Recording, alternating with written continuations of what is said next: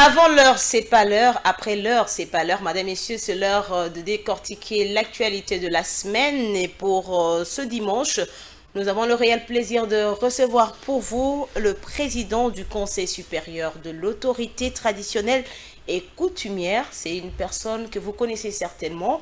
Il s'agit de Sa Majesté Fumudi Fima. Bonsoir chez vous. Bonsoir Sa Majesté Fumudi Fima. Bonsoir Maman Noëlla. Comment vous vous portez? Très bien. C'est un plaisir de vous recevoir pour la toute première fois dans Info 7. Oui, c'est une joie de voir comment vous allez vous déployer dans votre Info 7. Vous ayant beaucoup plus connu dans l'actualité. Voilà, merci beaucoup. D'entrée de jeu, d'abord cette question. Vous êtes président du Conseil supérieur de l'autorité traditionnelle et coutumière. Pourquoi le 2 séparé alors que dans la coutume, ce n'est pas la tradition? Mais la coutume gère la tradition. Okay. Et donc vous retrouvez l'autorité coutumière qui gère l'ensemble des autorités traditionnelles. Alors pourquoi cette précision? La précision parce que dans la loi que nous avions obtenue, nous étions beaucoup plus concentrés. Avant, nous parlions beaucoup plus de l'autorité traditionnelle, c'est-à-dire qui englobait tout le monde. Mais avec la loi qu'on n'a pas pu vider au niveau de l'Assemblée nationale et du Sénat, la loi a plus fixé l'autorité coutumière qu'il a placée au niveau de chefferie de groupement et village. Mais toutes les autorités traditionnelles qui entourent, tous ceux qui sont dans la cour, tous ceux qui sont gardiens des temples, tous ceux qui sont gardiens des réseaux, ne sont pas inclus. C'est un peu comme à un moment nous avions l'ordre de médecins. Alors que quand on voyait l'ordre de médecins, on voyait tout le monde inclus. À un certain moment, les infirmiers ont revendiqué en créant l'ordre des infirmiers. Voilà. Pourquoi? Parce qu'ils ont considéré que dans l'ordre de médecins, on n'a considéré que le médecin. Et donc l'infirmier était presque oublié. Était oublié et il a dû recréer un ordre à l'intérieur qui devient presque un ordre parallèle à l'ordre des médecins. Alors que l'ordre des infirmiers devait être dans l'ordre des médecins. Vous voyez cette image? C'est de la même manière que je crois que même à la magistrature. On a parlé un moment du conseil de la magistrature et là-dedans, on a même oublié les greffiers. Tous ces mondes qui agissent dans la magistrature. Et donc, à la limite, à la fin, chaque fois qu'ils doivent revendiquer, ils doivent chercher des syndics. Il n'y a pas vraiment de soubassement. Il n'y a pas de soubassement. Et le conseil de la magistrature continue à s'occuper des magistrats sans en fait prendre en compte tout ce qu'on appelle personnel administratif et de greffe et de parquets généraux. Tous ces mondes-là sont négligés. Et donc en disant conseil supérieur de l'autorité traditionnelle et coutumière, c'est pour dire tout le monde, même celui qui tient le balai du chef, il a une mission, il a une fonction. Et c'est donc l'administration coutumière. C'est là que vous retrouvez l'autorité traditionnelle et coutumière. Fumudi Fima, vous avez plusieurs casquettes. Que devient alors l'Alliance nationale des autorités traditionnelles du Congo? Bon, je crois que j'ai toujours considéré que c'est une page tournée, mais pour une revue. Page tournée? Oui, oui, tournée. Pourquoi? Parce que, je dis par exemple, rien que pour rappel, à partir de 2006, j'ai beaucoup plus contribué au niveau de l'Alliance. En 2010, je suis passé le secrétaire général par rapport au désordre qu'il y avait. Vous avez mené plusieurs activités, vous étiez tout le temps sur le terrain. 2010, pour mettre de l'ordre. Pourquoi? Parce que l'Alliance, à partir de 2005, a éclaté en beaucoup d'organisations, en beaucoup d'ailes. Et il y a eu beaucoup qui ont créé leurs associations, mais quand je suis passé en 2010, c'était pour rassembler. Et donc j'ai dû rassembler tout le monde, ramener tout le monde ensemble, ramener toutes ces associations ensemble, toutes ces autorités traditionnelles qui créaient des associations à gauche à droite, sentant en fait qu'ils n'étaient pas protégés. Comme un peu j'ai dit au début. Et donc mon devoir était de ramener tout le monde en bloc. Mais malheureusement, l'ensemble de l'intérieur, il y en a qui ont plutôt cherché à créer des fissures pour que cela éclate de nouveau. C'est ce qui fait que nous avions connu par exemple 3 L de l'ANATC, on en a connu 4 finalement. Et il fallait atterrir avec toutes les associations parallèles qui d'ailleurs de temps en temps s'attaquaient à moi, mais qui ont fini par comprendre que le combat de la loi était acquis. Et donc il fallait maintenant avancer dans le sens de créer l'union. Et c'est cette union-là qui nous a amené à la consultation chez les chefs de l'État. Je conduis toutes ces associations en consultation, en coalition, au niveau de consultation chez le président de la République. Et en sortant de là, il y a eu cette volonté de mettre en place le Conseil supérieur, c'est-à-dire qui ramasse et les coutumiers et les traditionnels maintenant, tous ensemble dans ces conseils supérieurs que je préside. Et donc l'histoire de l'Alliance, du moins le zèle qui ont voulu faire l'union, on l'a fait. Ceux qui ils ont adhéré au conseil. Tout le monde a adhéré au conseil. Et comme on dit, les exceptions ne manquent pas. Je sais qu'il y en a 2 ou 3 qui ont considéré que eux, ce sont des bouddhistes. Bon, on leur laisse faire. Hier, l'autorité traditionnelle avait un pouvoir considéré dans l'opinion comme dans le milieu politique. Mais aujourd'hui, Sa Majesté Fumudi Fima, on a l'impression que les autorités traditionnelles, l'autorité coutumière, se comportent en politiciens. Qu'est-ce qui se passe? On dit chasser les naturels, on revient au galop. J'ai vu la Covid bousculer tout le monde ici. Tout le monde s'est rappelé qu'il y avait le Congo Bololo. Tout le monde s'est rappelé qu'il y avait la vapeur d'eau chaude. Je pense que l'autorité coutumière ne disparaît pas. C'est l'illusion qu'on a souvent dans des chefs-lieux. Parce que les gens qui vivent dans des villes, ils ont tendance à croire qu'ils ont créé une nouvelle vie. Alors que être dans la ville ne vous détache pas de vos origines. Et donc les gens ne se rappellent que quand, comme Sodome et Gomorrhe, la ville brûle, même Lot a dû se rappeler qu'il fallait fuir Sodome et aller finalement au village. De la même manière que vous avez peut-être un certain Abraham qui a dit, même si je meurs aujourd'hui, ramenez-moi au village. Et donc je dis, le naturel vous capte. L'autorité coutumière, c'est l'autorité qui est très écoutée. Très, très écoutée. Et peut-être qu'il faut quitter Kinshasa. Parce que Kinshasa, c'est l'enfer. Comment ça, c'est l'enfer? Kinshasa, c'est des gens où les gens ne sont que des sardines. Ils n'ont pas de tête. Il n'y a que des sentiments. Qu'est-ce que vous voulez dire par là? Ben, la fille à Kinshasa vous dit, Aboti Ganganasa Vinanga, et changer Binoni, et Talibino. Mais le jour où il se rend compte qu'il est buté à l'expérience de la vie, qui lui ôte tout, il revient vers la famille. Et cette famille n'est plus à Kinshasa. Cette famille-là, c'est le village. Vous m'avez abandonné, pourquoi? Il dit, mais vous étiez à Kinshasa. Est-ce que vous avez retrouvé votre tête? Donc la vie urbaine est une vie sans tête, sans mémoire, sans valeur, sans considération. Et c'est quand on tombe dans des panneaux qu'on commence à se rappeler que finalement il faut parler. Les gens parlent trop vite. Les gens avancent trop vite. Ils ont chaque fois un petit sachet en main, on ne sait jamais, comme si la vie c'est on ne sait jamais. Même la fourmi va cueillir et cache pour apprendre à vivre. Mais Kinshasa, c'est Eye, Ezui, tous ces termes. 2, 3 sims. C'est devenu des phrases. Je dis, la vie n'existe plus. Et donc, là, on a l'impression que l'autorité parentale, même l'autorité politico-administrative, n'existe plus. Mais quelque part, ce n'est pas parce que vous-même, vous avez vendu votre pouvoir. Un parent n'a jamais vendu son pouvoir. Il observe. Je dis, vous pouvez aller avec des fouets sur votre enfant quand il n'écoute pas. À un moment, vous commencez à trop l'observer. On va croire que vous avez perdu votre autorité, non? Vous observez. Mais vous savez qu'en fin de compte, je dis, c'est... En fait, dans la tradition, les gens ont appris à savoir ce qu'on peut appeler ou manipuler comme proverbe. Parce que la tradition enseigne par les proverbes. Quand on dit à l'enfant, Matou et les gars, est-ce qu'elle veut comprendre?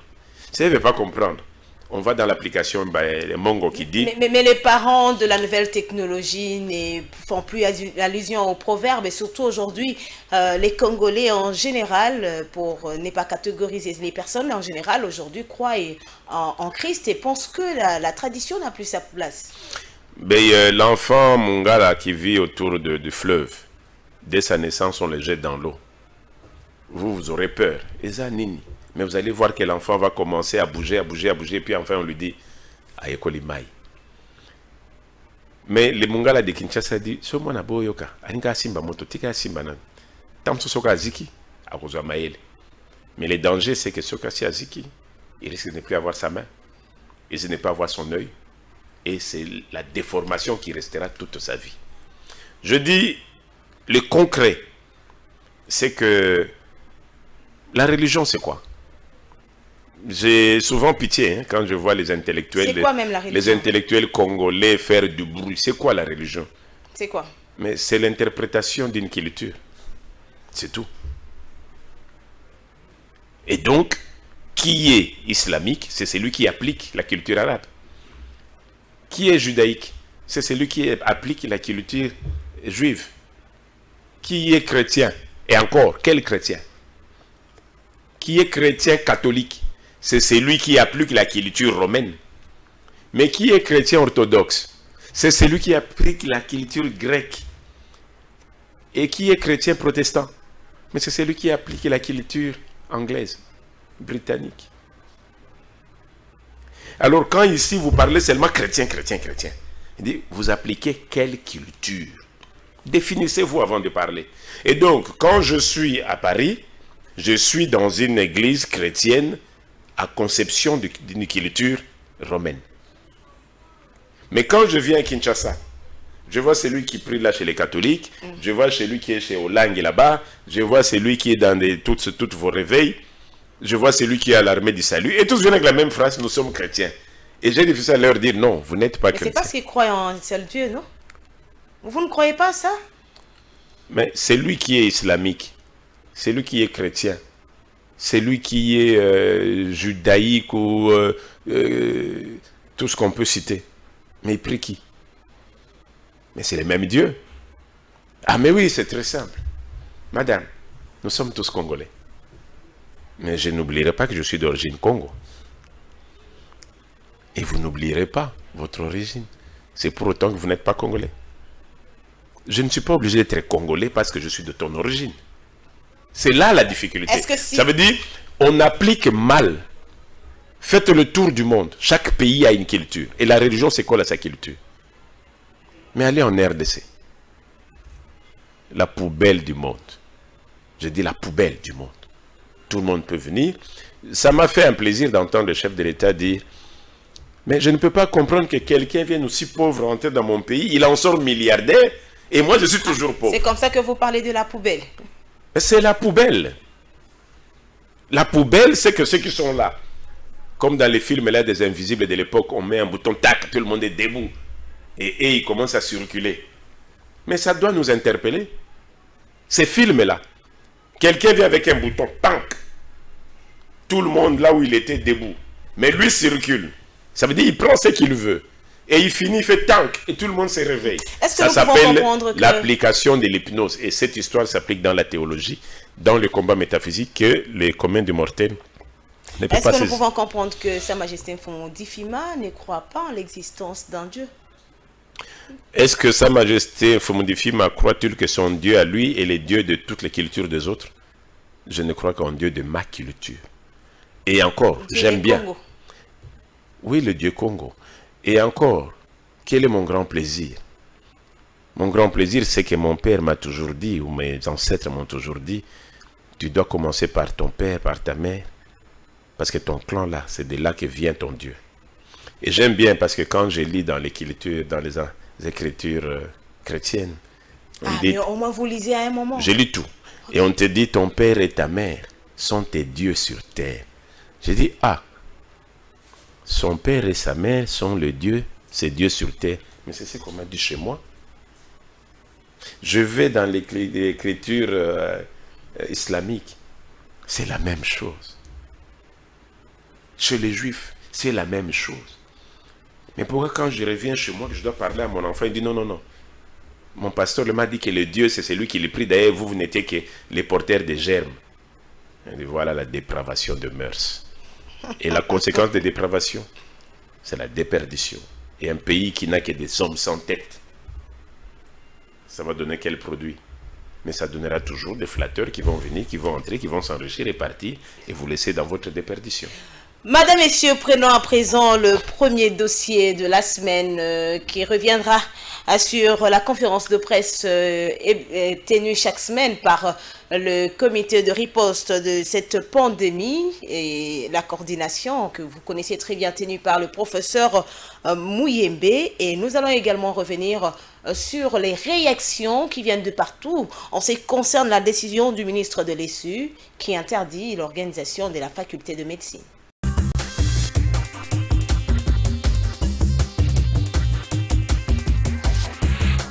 La situation liée à la Covid-19 ne cesse de s'améliorer à Kinshasa suite au respect des gestes barrières par les Kinois.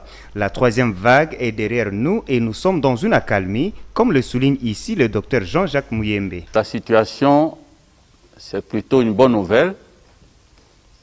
Nous sommes toujours en période d'accalmie. D'abord, à l'épicentre de l'épidémie qui est Kinshasa. C'est calme quand nous considérons les différents indicateurs que nous avons, donc le nombre de malades qui sont hospitalisés, la situation des morgues,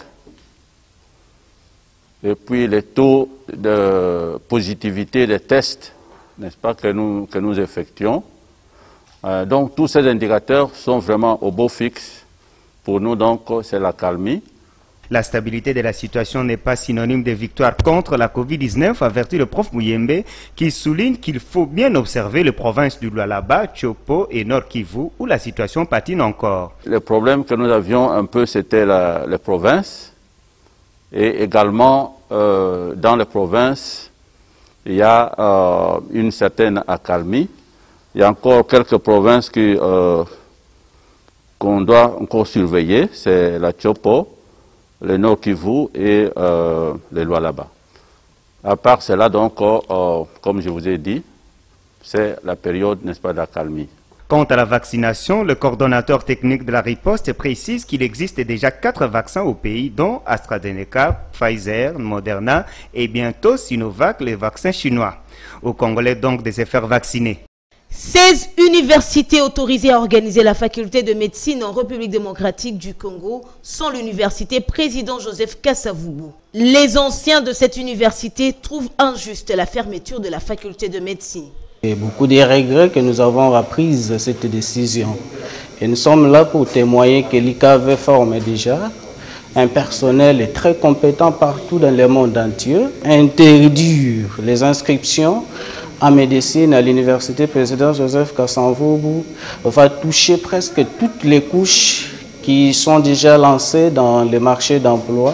Et cette triste réalité est en train de déranger tout le monde. Et sans même susciter beaucoup de marches, donc nous, ressortissants de cette université, prestons déjà depuis plusieurs années.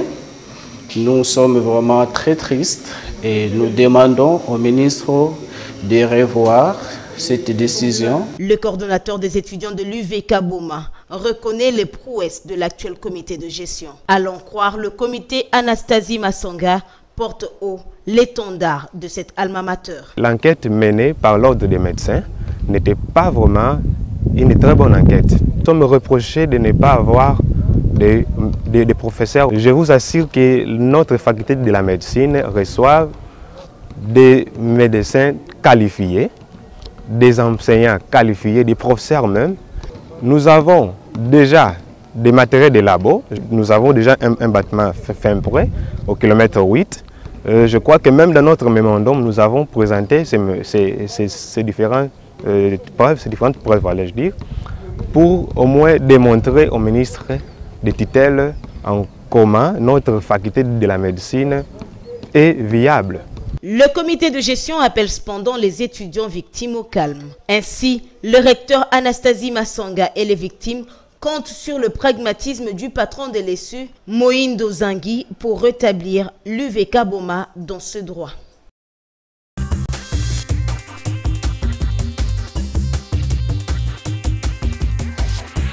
Ces universités seulement retenues en République démocratique du Congo pour organiser la faculté de médecine. Sa Majesté Fumudi Fima, comment d'abord avez-vous accueilli cette décision du ministre de l'ESU? Faut-il rappeler, à moins que vous soyez amnésique, je dis amnésie aux populations, je ne pas dire à vous. Est-ce que vous vous rappelez que depuis un certain temps, tout le monde s'est plaint de la qualité de l'enseignement? Plus d'une dizaine d'années. Et même d'une trentaine d'années. J'aimerais rappeler ici que le premier groupe des étudiants qui ont voulu revendiquer dès que les choses commençaient à dérailler, c'était en 69. Ils ont tous été ramassés, envoyés à Kotakoli. On les a rendus des magistrats militaires, des docteurs militaires, et c'était une première fissure. C'est-à-dire la génération estudiantine a été coupée. Et c'est d'ailleurs le plus grand médecin que nous avons. Le plus grand magistrat. C'était cette délégation-là. Ces moments-là qu'on les a bloqués. Et puis il fallait réformer. Or, ceux qui devaient être réformés n'avaient plus de support. Et donc chacun était dans les vagues. Dans les recherches personnelles. Et je crois que jusque dans les années 78-80, on pouvait encore compter sur des qualités d'enseignement. À l'époque, l'équivalent des diplômes, quand on avait 50% à Kinshasa, on était accepté dans les universités européennes. Parce on a même vu des gens venir de tout le coin du monde pour étudier en République démocratique. C'est ce que je dis. Et donc, vous sortiez de Kinshasa avec votre diplôme de 50%, vous étiez accepté partout. Et puis, ça a commencé à changer. En 85, c'est passé de 50 à 55, 56. Et en 90, il fallait avoir 65% pour avoir accès aux universités extérieures. De 50 à 65. À 65. Donc il y avait déjà un problème. Il y avait déjà un problème. Mais quand on atteint 2000, ça devient grave. On vous dit qu'il faut même avoir 80%, 75%. Mais qu'est-ce que ça a donné? Et encore, même celui qui obtenait les 80%, quand on l'évaluait, c'est-à-dire vous n'alliez plus avec votre diplôme, vous arrivez, on vous évalue au test. Et on se rend compte que la personne ne vaut pas. N'était pas toujours à la hauteur. C'est-à-dire même celui qui prenait 90% 91 en RDC au test, nul. Qui est responsable alors de cette dégradation-là? C'est normal. Le responsable n'a toujours été que la tête, donc le gouvernement. Le gouvernement n'a pas pu redresser à temps pour dire il faut redresser avant que les choses ne deviennent pires. Je prends un simple fait, maman. Moi, j'appelle ça des cas de société. Une fille qui vient de Brazza pour traverser en RDC, elle est autorisée. Elle y accède sans problème. Mais la jeune fille avant 35 ans qui doit traverser pour aller en face, c'est conditionné. Est-ce qu'on ne se demande pas c'est quoi? En face ici, à 2 minutes sur le fleuve. J'ai dit à 2 minutes sur le fleuve, avec un bon canon rapide de 150 chevaux. Pour qu'elle vienne chez moi, il n'y a pas de problème. Même ma fille que j'ai bien formée, sur qui je compte même dans son éducation, mais tant qu'elle a moins de 35 ans, pour aller en face, c'est conditionné. Qu'est-ce qui se passe? Qu'est-ce qui se passe? Quand on dit les exceptions ne manquent pas, oui, c'est ça l'évaluation. Quelle est la moyenne? 80%.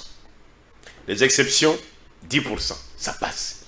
Mais quand l'exception devient la règle, quand les résultats sur 10 étudiants, il y a 1 ou 2 qui ont obtenu des points par corruption, il y a 1 ou 2 qui ont obtenu par les canapélis. Aujourd'hui, ce n'est plus 1 ou 2, parfois c'est la moitié. Je dis par canapélis. On disait c'était l'exception qu'on pouvait encore dénicher. Ah, jadis, c'était l'exception. Okay. Aujourd'hui, l'exception est devenue une règle normale. La règle. Et donc, sur 10 étudiants, il y a un qui se bat pour obtenir 2 points. Et il y a 9 qui sont à l'aise parce que c'est négociable. Et ça ne date pas d'aujourd'hui. Ça ne date pas de Félix Tshisekedi. Ça ne date pas de Joseph Kabila. C'est depuis la Deuxième République que ça a déraillé. Et quand le maréchal a voulu tenter de régler les choses, je vois parfois quand on fait passer une vidéo du maréchal qui dit Yo benga moi sinango kende ko bénir sokyo au désensorcelé nga mobali no bengate. Tout le monde rigole là quand on suit le discours du maréchal. Mais personne ne se dit qui est caché là derrière. Personne ne se dit que le chef de l'État a alerté. Il a même tenté de fermer des églises pour dire Messieurs, arrêtez vos bêtises. La seule difficulté qu'il a eue, c'est que là où il devait agir en homme d'État... Vous pensez que la cause, ce sont les églises? Je ne fais que parler. Il faut être clair, hein, pour ne pas laisser le suspense, entretenir le suspense. Qui n'a pas connu la guerre entre l'archevêque ou l'évêque Malou, là, le cardinal et Mobutu? Qui l'a pas connu? Qui n'a pas connu la guerre Mosengo-Mobutu? Qui n'a pas connu la guerre Mosengo-Kabila? Qui n'a pas connu la guerre Église de Christ et Kabila? Et qui ne connaît pas aujourd'hui Fachi face aux églises non plus. La preuve. Quand ce n'est pas les nôtres, ils ne passent pas non plus. Qui n'a pas connu? Et qui gère les écoles? Puisque vous avez mis toutes les écoles, toutes ces universités dans des conventions. J'ai même vu à un certain moment l'Église catholique revendiquer dans mes écoles là, si les professeurs ne sont pas catholiques, ils ne vont pas accéder. Tout le monde, mais c'est quoi cette histoire? Mais pourquoi vous ne vous dites pas nous avions conventionné et que nous devons revoir les conventions? Et donc dès qu'un chef de l'État, un homme d'État, doit décider, il commence à craindre. Ah mais si j'ai dit aujourd'hui non, ça je ne veux plus. Dès le lendemain, les rues sont pleines. Les bousculades commencent. La communauté nationale est mise en jeu. Et donc mon propre pouvoir est mis en ballottage. Si je démissionne, ça ne résout pas non plus. Donc j'affronte. Et ce sont des situations que nous vivons. Pouvons-nous dire aujourd'hui que ces églises sont en désaccord avec ce qu'ils ont toujours brandi, le bien-être de la population? Les églises ont toujours été la continuité du post-colonial. Chaque église est commandée de l'extérieur. Toutes. Toutes. Toutes. Même les églises des réveils. Mais, et c'est déjà... les églises avec ce protestantisme financé soit si pas par les Américains, par les Anglais, non? Ah bon? Mais c'est connu. Mais c'est connu. Dans toutes les églises que nous avons matin, midi, soir, ils sont financés. Mais c'est connu. C'est pas un secret de polichinelle. C'est connu. C'est connu. Revenons un peu sur... vous voulez être branhamiste? Vous voulez être maïcariste? Vous voulez être catholique? Vous ne connaissez pas les sources? Et encore chaque religion avec à l'intérieur ses entrailles de sectes et de formations. C'est la raison pour laquelle vous n'avez pas d'église. Votre église, c'est chez vous à la maison et votre coutume. Je dis chaque religion, chaque église a une coutume. Vous voulez que je puisse quitter la coutume pour aller vers les autres coutumes? Donc c'est même accepter de se faire coloniser 2 fois. Non, je dis, il y a un combat et le ministre de l'ESU n'a fait que faire mettre à nu ce qui se passe. Maintenant ici, je prends la revendication de l'université président Kasavubu. Oui, c'est vrai, une décision d'État bouscule tout le monde. Il n'a choisi que 15 ou 16. 16. Mais il y en a combien? Plusieurs. Maintenant, chacun vient avec son recours.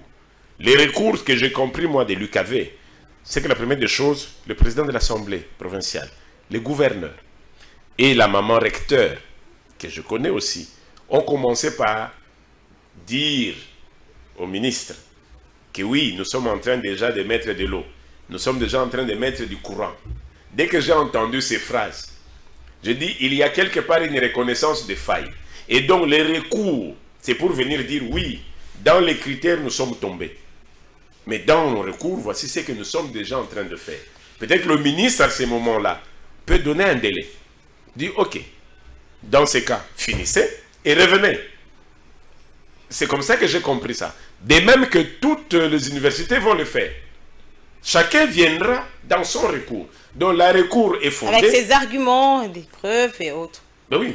Je dis, ces recours est fondé. Je dirais même recevable.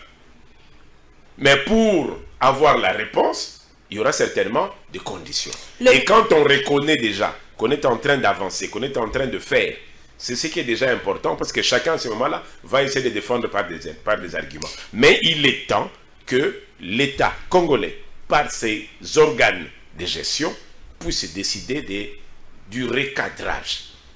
Du recadrage. Ah oui, certes. J'ai vu le ministre aller un peu plus vite en punissant les 2 filles qui, dans l'extase, ça c'est le ministre de l'EPST, ont oublié qu'ils étaient dans des espaces publics. Mais je dis, mais l'occasion faisait les larmes. Si publiquement, ces enfants dans l'extase se sont exprimés, mais il faut reposer la question. Et ne l'ont fait que publiquement. Mais quel est le taux des élèves qui le font en catimini. On dit quand la goutte déborde de la vase, ça veut dire qu'au fond, il y a un problème. C'est comme ça qu'on doit concevoir. Et donc, l'essentiel, ce n'est pas parce qu'on a puni ces enfants, mais c'est de creuser, de dire comment mettre fin à ces fléaux. Or, entre-temps, les bombés ont pris la place. Plusieurs choses à la fois. Plusieurs choses à la fois. Donc, c'est miné dans tous les sens. Qu'est-ce qu'est devenu la RDC? D'ici 5-10 ans, on aura quoi en RDC? Avons-nous des hommes ou avons-nous des poubelles? Il faut que le gouvernement décide. Et là, malheureusement, quand l'autorité coutumière dit « laissez-nous notre travail », on dit « bon, vous avec la coutume aussi ». Mais quel est l'élément de recadrage d'un homme si ce n'est pas d'abord sa coutume? Mais c'est une preuve que vous avez perdu la force, parce que lorsque vous levez vous parler, personne n'entend votre voix.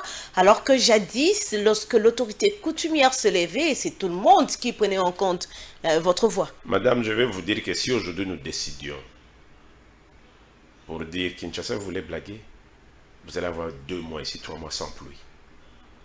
Qui vont souffrir? Nos propres populations. Même une mère passe tout son temps à tirer les oreilles de l'enfant. À tirer. Il peut bien lui couper la tête une fois. Mais pourquoi il ne donne pas des gifles aux joues? Mais Sa Majesté... Pourquoi on ne donne pas des gifles aux joues? Sa Majesté Fumudi Fima, on vous a vu ici lorsqu'il y avait Ebola, encore Covid-19, vous vous êtes levé pour faire entendre votre voix et dire à la population... Covid-19 va passer, malheureusement, on en parle, il y a des personnes qui ont perdu des proches. Ça, c'est une preuve que vous n'avez plus de force. J'aimerais d'abord vous dire que le docteur Muyembe s'appelle Tamfumu. Il aime bien rester sur Muyembe. Non, il s'appelle Tamfumu. Il a fini par dire, mais moi je ne comprends pas, même l'eau a guéri. Il s'est contredit aujourd'hui. Je pense qu'il y a un fait réel.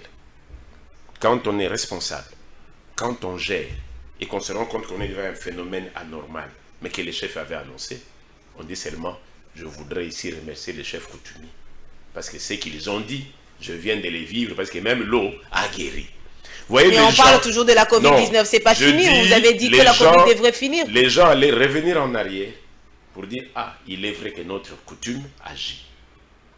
Mais quand il fait du mascarade, pour dire même l'eau a guéri, il veut. J'ai aimé la position du chef de l'État. Il a dit, moi, je n'ai pas pris ces vaccins, je n'en crois pas. Mais il a déjà pris le vaccin. Il a dit, ces vaccins-là, je n'en crois pas, j'ai besoin des assurances. Moi, au début, je l'avais dit. Ces vaccins peuvent venir, mais laissez-nous les premiers toucher à ça, avant que ça n'aille vers nos populations. Parce que nous savons ce qui se passe. Et eux-mêmes savent. Nous sommes dans une guerre biologique dans le monde, que eux ne maîtriseront pas. Et donc, si chacun ne sort pas ses propres armes, il y aura un problème. J'ai été pour mettre fin à Ebola. Mais on avait vidé cette histoire.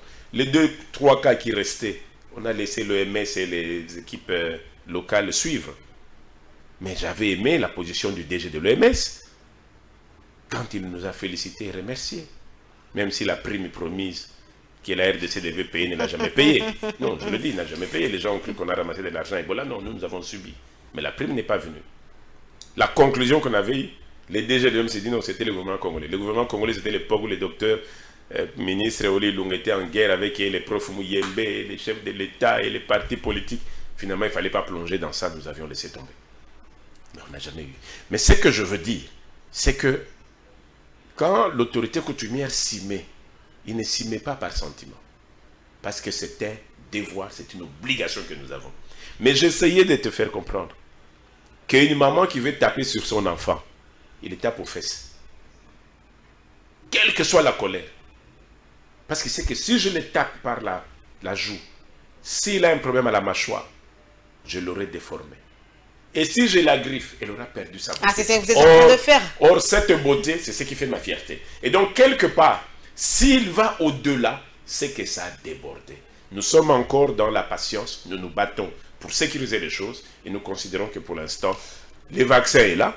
Vous avez pris Nous votre avions vaccin? demandé aux gens de respecter les mesures barrières parce que ce sont des instructions d'État. Et le vaccin, vous n'avez pas demandé à la population de prendre ce vaccin? Nous avions toujours demandé au ministre de la Santé, au docteur Muyembe, au chef de l'État et au Premier ministre de nous mettre à table et parler de ça. Je crois que c'est des sujets aussi. Mais dernièrement, vous revenez d'ailleurs fraîchement des États-Unis, Sa Majesté Fumudi Fima. Est-ce que vous voulez nous dire que vous n'avez pas pris votre vaccin? Non. Et comment vous vous êtes retrouvé là-bas? Mais je fais le test. J'en ai fait ici, négatif, parce que c'est la conditionnalité pour monter dans l'avion. Je suis arrivé aux États-Unis. Pour ressortir des États-Unis, il fallait les faire. Je l'ai encore fait. Et je vais même vous dire, j'ai mon fils qui étudie là-bas, qui est dans l'université américaine, qui a succédé à ses deux sœurs. Mais un jour, on l'a bloqué à son université. Pour quelle raison? Covid. Vous savez c'est quoi? Il m'a juste appelé, papa, on m'a pris la Covid. J'ai dit, tu leur as dit quoi? Il dit, moi, ça ne peut pas entrer dans moi. Ah bon? Et on l'a isolé pendant une semaine. Et finalement, il est ressorti, on dit non, il n'y avait pas. J'ai dit... Là, c'est aux États-Unis. Aux États-Unis. J'ai un autre fils ici, dans une des sociétés. On l'attrape avec des Covid. Il dit, ça c'est faux, on reprend. On change d'endroit, il va, non, c'est négatif. Je dis tout simplement, les mesures qui sont édictées par la République, nous demandons à la population d'accompagner. Mais nous disons en amont, j'ai toujours demandé que quand les vaccins arrivent, ceux qui les apportent, il ne faut pas qu'après qu'on apprenne qu'il y ait de jeux à l'intérieur et que chacun commence à vouloir dire qu'est-ce qu'il y a réellement dedans. Non, je dis il faut qu'on en parle. Cette république s'appelle Congo. Les ancêtres sont Congo. Et tant que vous n'êtes pas associé, vous n'allez pas demander à la population de se faire vacciner, c'est ça? Je n'interdis rien, je ne demande rien. Madame, il y a des pays européens qui ont refusé ça par rapport à leur culture. Israël a dit non. Ah, mais vous voulez voir la population? Les États-Unis ont dit non au vaccin européen, non au vaccin chinois. On les en a voulu, non? Ils ont fait leurs recherches. Ils ont développé les leurs qu'ils nous vendent d'ailleurs aussi. Les Chinois ont fait les leurs qui viennent. J'ai dit Kinshasa, c'est la poubelle. Quand on vous dit non, attention, voyons d'abord nous qu'est-ce qu'on peut avant de voir les autres. On dit non, non, non, voyons d'abord les autres. Et puis on verra nous. Et nous disons, ok, laissons faire. Je n'ai dit ni oui, ni non. Respecter les mesures barrières. Celui qui veut aller au vaccin n'a qu'à aller. Celui qui ne veut pas aller, c'est son problème. Ce n'est pas obligatoire non plus. Mais je dis, si le gouvernement veut que l'autorité coutumière puisse se prononcer, qu'on ne prenne pas pour des bétails qui viennent, oui, oui, oui, oui. Non. L'autorité coutumière a apprécié la position du chef de l'État quand il s'est prononcé pour un vaccin. Mais il n'a pas voulu dire au peuple parce qu'il savait déjà ce que ça va lui faire comme fou au niveau international. Il dit, moi je ne prends pas. Merci beaucoup. C'était déjà un message. Et quand il dit non, maintenant je prends. Il a aussi lancé un message. C'est-à-dire sa conviction rassure maintenant. Mais nous, on n'a pas encore parlé. Parce qu'on n'en a pas encore parlé. Il faut qu'on soit clair. Madame, Messieurs, prenons à présent ce deuxième dossier de cette rétrospective de la semaine et on se retrouve juste après pour un autre débat.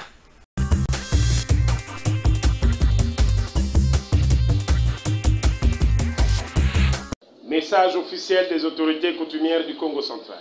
Appel à l'apaisement au Congo central. Par cette déclaration, le président de la coordination pour la cohésion au Congo central tient à prévenir un climat délétère en gestation après avoir enregistré des déclarations de certaines élites du coin, incitant notamment à la division au sein de la communauté. Sa Majesté Fumudi Fima voudra à cet effet que le Né Congo de tous bords tienne compte du parcours aussi douloureux ayant conduit à la stabilité de cette partie de la République démocratique du Congo. Considérant les efforts consentis pour une stabilité des institutions grâce aux consultations initiées du leadership de son Excellence Monsieur le Président de la République, Tshisekedi Tshilombo Félix Antoine. Considérant que la volonté politique du vice-premier ministre de l'Intérieur dans la mise en œuvre effective de la décentralisation mérite d'être soutenue et capitalisée.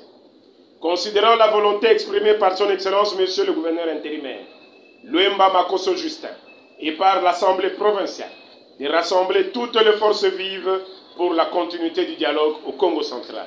À 24 heures de la rentrée parlementaire à l'Assemblée provinciale du Congo central, le chef coutumier invite les parties prenantes au sursaut patriotique. Les autorités coutumières et traditionnelles du Congo central, conformément à la Constitution et à la loi 15/015 du 25 août 2015, invitons ce jour les acteurs politiques à faire preuve d'élégance, de la sportivité et du dépassement de soi.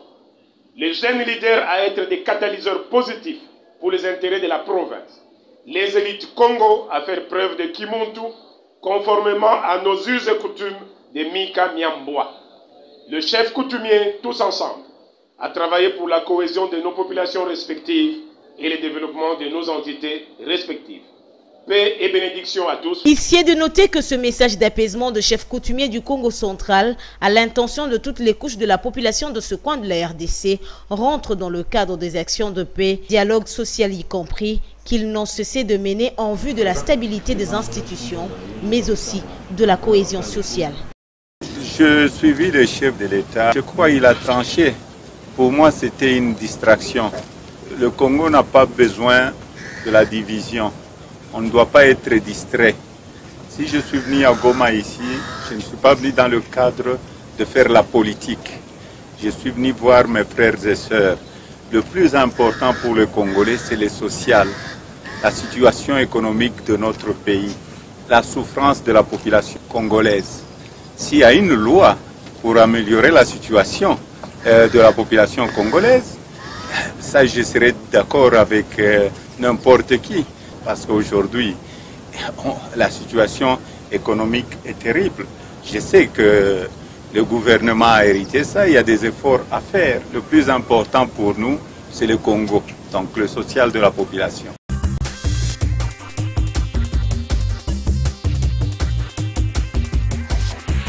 Sa Majesté Mfumudi Fima, finalement le Congo central a toujours des problèmes. Nous avons vu dans votre casquette de président de la cohésion au Congo central, qui est votre province d'origine. Vous avez alerté à la veille de la rentrée parlementaire pour demander la paix, appeler toutes les couches de la population de ce coin à la paix. Finalement, qu'est-ce qui se passe au Congo central? Sextap je voudrais d'abord remercier le chef des institutions, commencer par le président de l'Assemblée provinciale, le gouverneur intérimaire, tous les acteurs politiques, les jeunes leaders, toutes ces forces vives qui ont écouté ces messages. Et toutes ces personnes ont écouté votre message? Oui, cela s'est bien passé. Je suivi les différentes réactions après l'ouverture de l'Assemblée. Contrairement à ce que nous avons eu comme écho dans d'autres provinces. Ces jeunes qui étaient réchauffés de part et d'autre, je crois que la calmie a été. Et le président de l'Assemblée provinciale, comme je l'avais dit, a aussi appelé au dialogue, parce qu'il faut une paix. Le gouverneur intérimaire avec qui j'ai parlé longuement et qui m'a d'ailleurs donné la charge de ces missions de consultation ou de bons offices et de facilitation, je crois que je les ai tous retrouvés dans cette volonté d'asseoir la paix d'abord. Mais j'aimerais aussi rappeler que le Congo central n'est pas la seule province à problème. Je crois que les 26 provinces de la RDC sont à problème. Tous. Pourquoi? Parce que vous avez par exemple suivi dernièrement l'organisation des députés des assemblées provinciales qui avait assiégé, je ne sais pas si c'est l'intérieur, les finances ou quelque part, pour dire autant de mois impayés, mais qu'est-ce qui se passe? Ils ont été également reçus par le président de l'Assemblée nationale. Mais comprenez que toutes ces provinces ont d'abord commencé par attaquer leur gouverneur, avant de se rendre compte que le problème était Kinshasa, en remontant à Kinshasa, en voyant le ministre des Finances, en voyant le Premier ministre, en voyant le président de l'Assemblée nationale. Sont-ils revenus en arrière pour dire, enfin bref, nous avions déstabilisé nos provinces pour rien? Personne non plus. C'est ça aussi la reconnaissance. Vous montez une action, vous vous rendez compte que l'action était désorientée, c'est revenir en arrière et dire non, en fait, le problème n'est pas à la base, le problème est en amont. Mais ça, personne ne le fait. Dit bon, se consommer, se consommer. Mais entre-temps, tous les problèmes que vous remuez sur le terrain créent beaucoup d'ennuis. Ici, au niveau du Congo central, par exemple, vous voulez parler de sextape, que personne n'a accepté. De toute manière, ce n'était pas la première non plus. Dans la République, on a eu autant de ministres qui sont tombés dans des pièges. On a eu des hommes d'État qui sont tombés dans des pièges. Mais ça vient s'ajouter à autant d'autres problèmes que la province avait déjà. Ça s'est ajouté à autant d'autres problèmes. Mais ici, la sagesse que j'invoque ici du chef de l'État, c'est quand il s'est buté à cette situation, même à la situation du Conseil de la Cour constitutionnelle, même à la situation du Conseil d'État. Tout le monde s'est rentré dedans. Le Congo central est devenu un ping-pong comme à l'époque coloniale. Le Congo central n'a jamais retrouvé sa paix depuis l'époque coloniale. C'est la province où tout se passe. C'est la province où tout le monde qui tombe dans Kinshasa, il sait que je dois d'abord bousculer le Congo central. Vous allez voir, même quand on nomme les gouvernements, le lendemain, personne ne prend l'avion pour dire je vais à l'est, au centre, au nord. Tout le monde va d'abord à pied, je vais d'abord à Matadi. C'est à côté, c'est la commune. Et donc tous les problèmes de Kinshasa se retrouvent au Congo central. Et c'est ce qui demande la grande sagesse du Congo. Donc c'est la première province victime de tout le problème. C'est toute la première province victime. Et les composants de cette province doivent être ceux qui, dès le préalable, se prémunir et dire attention, ça ne viendra toujours de Kinshasa. N'oubliez pas que Kinshasa, c'est le Congo central. C'est le découpement qui chaque fois, des caps, jusqu'à vouloir avaler complètement la province. Et donc, le chef de l'État, dès son passage au niveau de Mwanda, parce que j'ai vu les VPM s'interroger, mais comment ces messieurs restaient 2 ans comme ça ou 3 ans sans être inquiétés? Non. Le chef de l'État avait tranché. Il avait demandé... Ah, vous parlez d'Yatou Matubwana? Bien sûr. Le chef de l'État avait tranché. Il avait demandé à tous ces députés nationaux et provinciaux, même ceux qui sont allés les voir, parce que ce sont les mêmes. Le chef d'État leur avait demandé, je connais le Congo central, j'ai étudié au Congo central, je voudrais vous inviter au dialogue, parce que les Bas-Congo ont toujours parlé des Kinzonzi, qu'on appelle la justice transitionnelle. Les Kinzonzi, qu'on appelle l'art de la palabre. Il dit c'est là qu'on résout les problèmes, c'est là qu'on répare, c'est là qu'on condamne, c'est là qu'on apprécie. Parfois même les victimes n'est pas victime, il a plutôt été le pyromane qu'il voulait se présenter en sapeur-pompier. C'est dans ces dialogues qu'on découvre tout. Voilà pourquoi nous avions lancé ces dialogues au nom du président de la République, qui a apporté la paix au niveau de la province, qui malheureusement a bousculé l'Assemblée provinciale par des pesanteurs, pour finalement atterrir dans des institutions qui sont devenues calmes. Mais à peine que ça a calmé, l'IGF vient avec sa vitesse. Et donc, les problèmes au Congo central, comme dirait le VPM, ce n'est pas parce qu'il est resté là comment, non, ça c'était déjà réglé. Mais c'est parce que l'IGF est venu rajouter du sien, de sa flamme, où malheureusement les gens se sont encore ajouté ou l'IGF avait juste une transparence, parce que le gouverneur lui-même, il est impliqué dans les détournements. Je crois que j'ai dit dans ma déclaration depuis les États-Unis, j'ai dit l'eau a coulé sous les ponts. Ne revenons pas sur ça. Mais il est toujours dit que tout homme est innocent avant d'être condamné. Pourquoi vous voulez le condamner avant? Qu'est-ce qui ne dit pas que lui-même est victime? Mais pourquoi il ne s'est pas alors présenté si moi, je vous dirais que dans ces... Je n'ai jamais vu des Kinois, les Congo dans tout ce qui se passe au Congo central. Je dis, c'est Kinshasa qui utilise le Congo central comme son terrain de football. Même lorsqu'il y a des preuves que le gouverneur a volé, pas volé, mais a détourné, bien qu'on maquille le mot volé par le détournement, là, vous pensez que c'est encore Kinshasa qui l'a demandé de détourner? Je suis en train de dire, le Rwanda et l'Ouganda se sont battus à Kisangani. Nous n'étions ni au Rwanda, ni en Ouganda. Mais la bagarre s'est faite à Kisangani. On a l'impression que Sa Majesté Fumutipima est dans la peau des défenseurs. Je dis, tout ce qui se passe au Congo central ne vient pas du Congo central. Et jusqu'à preuve du contraire, détournement, preuve ou pas, il n'y a que les cours et tribunaux qui finissent par déduire s'il y a eu vol ou pas. Et donc je ne vais pas rentrer dans... On a entendu. Le chef, il écoute d'une oreille et entend écouter de l'autre oreille avant de décider. Sa Majesté donc je ne vais pas tomber dans des pièges. Une question des internautes lorsque vous avez fait votre déclaration pour appeler à la paix, toutes les parties prenantes à la paix. Il y a une question de l'internaute qui dit, mais finalement, ça fait près de 2 ans maintenant que Sa Majesté Fumutipima est engagé sur cette voie du rétablissement de la paix dans sa province. Mais si jusque-là, il est incapable de rétablir cette paix, comment veut-il d'abord donner la paix au niveau de la RDC? Nous venions de traverser une année calme au Congo central. Il faut qu'on le reconnaisse. C'est pourquoi je dis, mais l'IGF, moi j'avais fait un message à l'IGF. J'ai dit, nous venons d'un grand problème, d'une grande turbulence qu'à peine on vient de maîtriser. J'ai encore le message. Il m'avait répondu. On était bien en contact. J'ai dit, attention, il y a une grande plaie qu'on vient à peine de fermer. Allez-y mollo. Il y a des travaux que vous devez faire sans en faire l'actualité. Faites votre travail, le jour où ça doit agir, ça agit. Mais quand vous venez avec des pubs et que vous remuez la plaie... Des pubs? Oui. Vous remuez la plaie, nous risquons de ne plus avoir le contrôle. Pourtant, pour nous, l'affaire était classée. Le calme était là. Et pourquoi vous parlez de pubs? Il pouvait... Maman,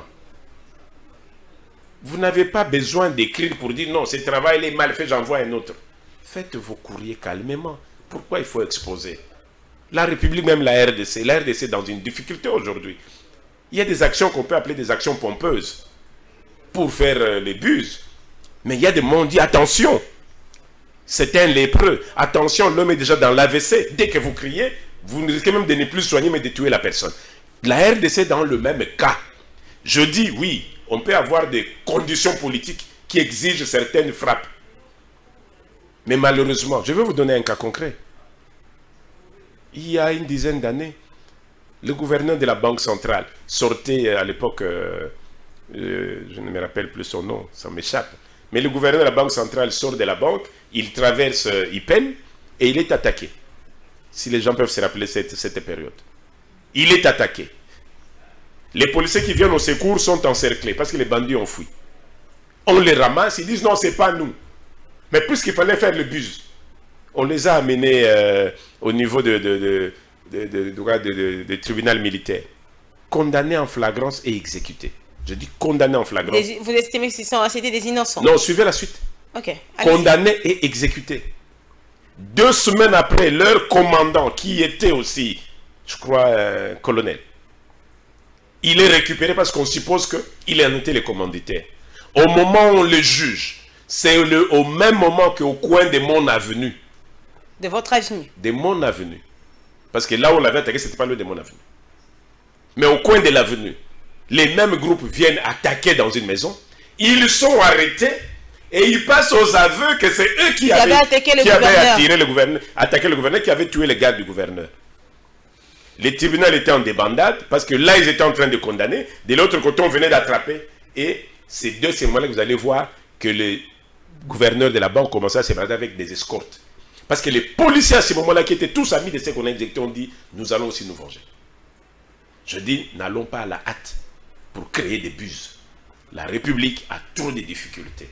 Aujourd'hui, ces gens-là ont été exécutés. Ils sont partis depuis.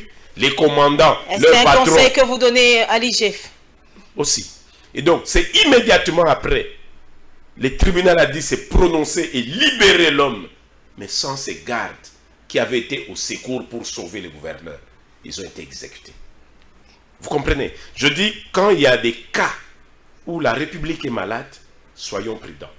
Il y a des moments où on peut faire les buses. Donc il faut les traiter avec sagesse. Mais avec beaucoup de sagesse. Parce qu'on peut brûler le pays et croire avoir bien fait. Oui, vous faisiez bien votre travail. Mais la communication est là, ayant été mal gérée, vous ouvrez des boîtes à Pandore que vous ne saurez pas refermer. Et malheureusement, vive encore le RAM.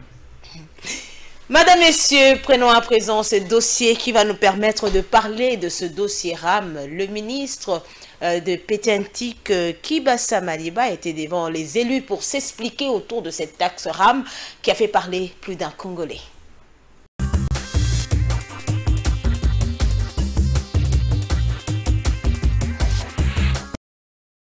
Deux points ont fait l'objet de la plénière de ce mercredi. Il s'agit de la question orale avec débat sur la taxe registre des appareils mobiles RAM adressée au ministre de Pétentique et de l'audition du rapport de la Commission Défense et Sécurité sur l'état de siège décrété dans les provinces de l'Ituri et du Nord Kivu par le président de la République, Félix Antoine Tshisekedi. S'agissant du premier point, Claude Mizard, initiateur de la question orale avec débat sur la taxe RAM, a présenté les fondements juridiques de sa démarche conformément au dispositif des articles 100, 138 de la Constitution de la RDC, mais aussi conformément aux articles 168, 169, 175, alinéa 1er et 2 du règlement intérieur de l'Assemblée nationale. L'initiateur de cette motion a voulu savoir notamment le nombre d'utilisateurs d'appareils mobiles réellement identifiés ces 6 derniers mois, le bilan que le ministre tire de la mise en œuvre de cette taxe, la motivation réelle de l'érection d'une nouvelle taxe. En réponse à ces questions, le ministre a plutôt présenté un bilan positif et des avantages de cette taxe. À en croire Augustin Kibassa Maliba, plus de 38 millions d'appareils ont été déjà enregistrés et identifiés. La taxe RAM prend en charge notamment plusieurs secteurs, dont la gratuité de l'enseignement de base, un des piliers du quinquennat du chef de l'État Félix Antoine Tshisekedi, a-t-il déclaré. L'allocution du ministre de Pétentique a fait appel à plusieurs questions. Malheureusement, le discours de Augustin Kibassa Maliba n'a pas séduit bon nombre des élus nationaux. Ceux derniers ont exigé sa démission à cause de ce qu'ils considèrent d'escroquerie. Augustin Kibassa a par la suite sollicité 48 heures pour répondre aux questions des députés nationaux. Une demande qui a trouvé gain de cause. Le ministre de Pétentique s'est tout de même dit choqué par les allégations des élus nationaux. Ici est de noter que le deuxième point de cette plénière présidée par le speaker de la Chambre basse du Parlement, Christophe Mbosso, a été traité à huis clos. Sous la conduite du speaker de la Chambre basse du Parlement, Christophe Mbosso, les élus nationaux ont statué sur la demande du gouvernement de proroger pour la 9e fois l'état de siège décrété dans les provinces de l'Ituri et du Nord Kivu par le chef de l'État Félix-Antoine Tshisekedi. Dans son allocution, la ministre d'État, ministre de la Justice et garde des Sceaux est revenue sur le pourquoi de la demande du gouvernement. La planification des opérations militaires, particulièrement dans un conflit armé de type guérilla que nous impose l'adversaire, exige pour sa mise en œuvre suffisamment de temps pour le déploiement des unités et des matériels de guerre appropriés. En dépit des contraintes de terrain, les résultats enregistrés se consolident progressivement. La nouvelle dynamique dans la recherche d'une solution définitive au problème d'insécurité dans la partie est de notre pays qui s'est installée entre le gouvernement de la République et les deux chambres de notre Parlement est une preuve éloquente de la volonté commune de ces deux institutions à mettre définitivement fin à cette guerre injuste. Les évaluations successives de l'état de siège, dont la dernière qui est en cours au niveau du Sénat, en est une autre illustration de la synergie d'action. Cela devrait continuer jusqu'à la victoire finale, le souhaitons-nous. Ainsi, nos forces de défense et de sécurité n'étant pas encore parvenues à anéantir complètement l'ennemi, il va sans dire qu'une nouvelle prorogation de l'état de siège s'avère indispensable. Après avoir soumis les projets de loi au débat, 275 députés sur 279 ont voté pour la 9e fois la prorogation de l'état des sièges. Adopté en première lecture, le document sera envoyé au Sénat pour la deuxième lecture.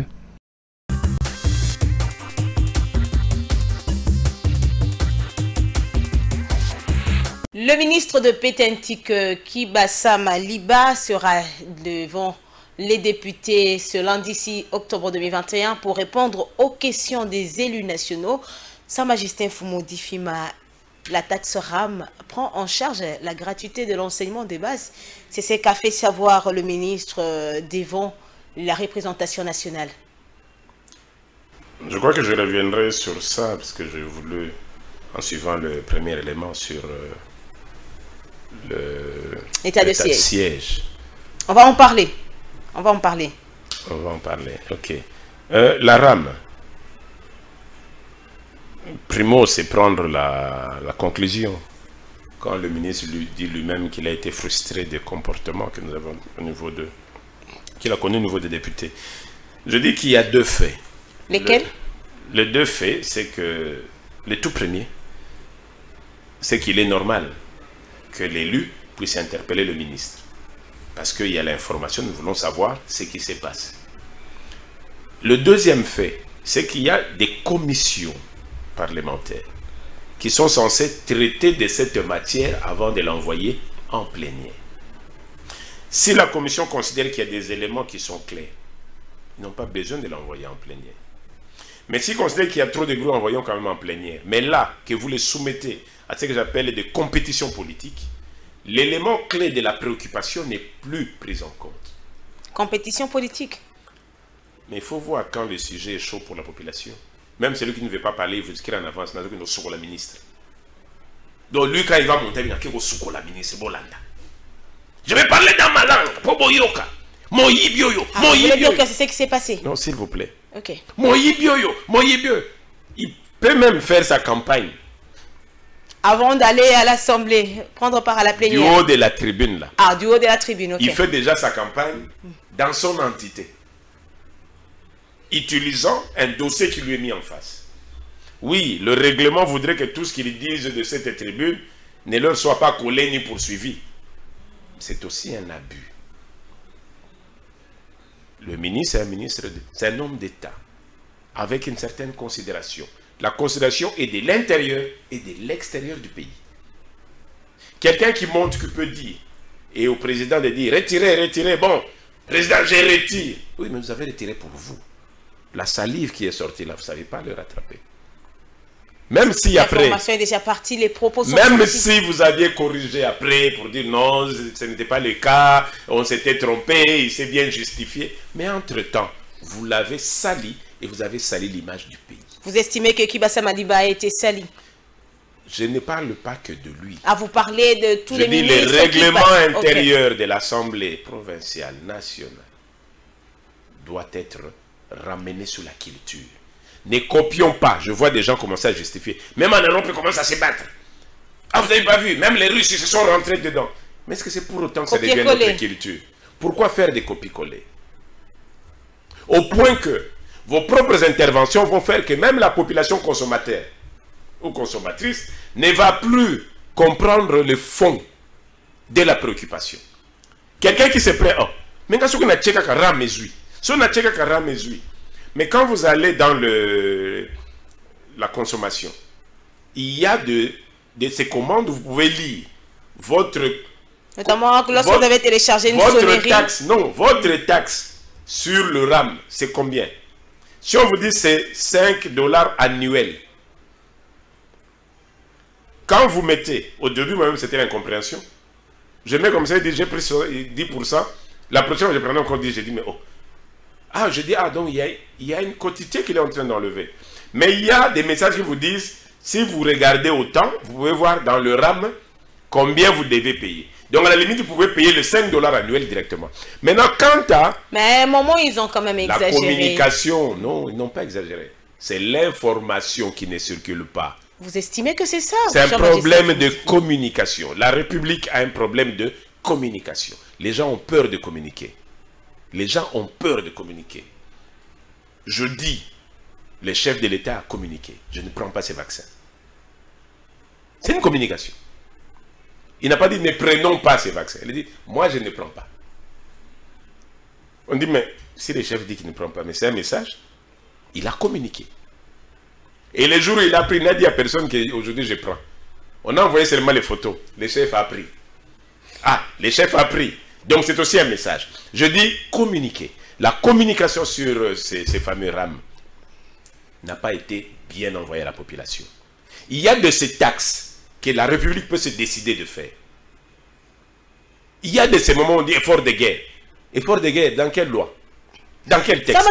Mais une chose, c'est qu'il faut communiquer et permettre à la population de comprendre pourquoi il y a eu ceci, pourquoi il y a eu cela. Il y a des choses qui se règlent au niveau de la commission parlementaire, qui n'ont pas besoin d'être mis en plénière.